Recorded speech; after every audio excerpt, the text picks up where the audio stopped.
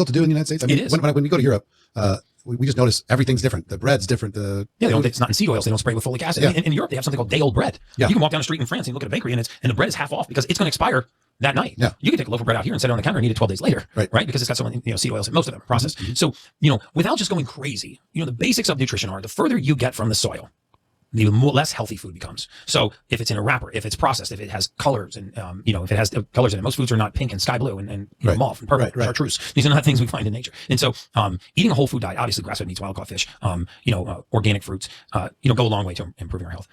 Also learning to be okay with hunger.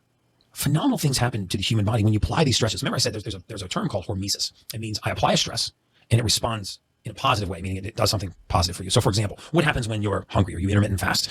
Your body starts to eat useless cells. Your body has time to repair and eliminate waste and detoxify and regenerate and rebuild itself.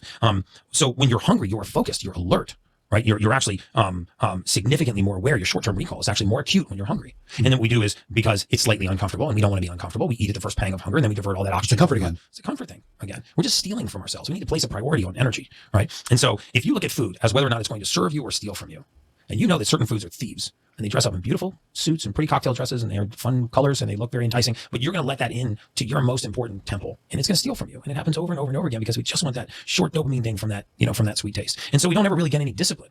The happiness comes from actually being disciplined, being in control of our choices, not walking by a tray full of food and actually knowing that you shouldn't eat it and eating it anyway. It creates that conflict inside you. And lack of discipline creates this conflict. So actually eating poorly serves you poorly and mentally degrades your image of yourself. And so, when we develop discipline around our morning routines and discipline around our diets, we meet this entire new person that's inside of us, right? It's a healthier, happier, more robust version of you. Right.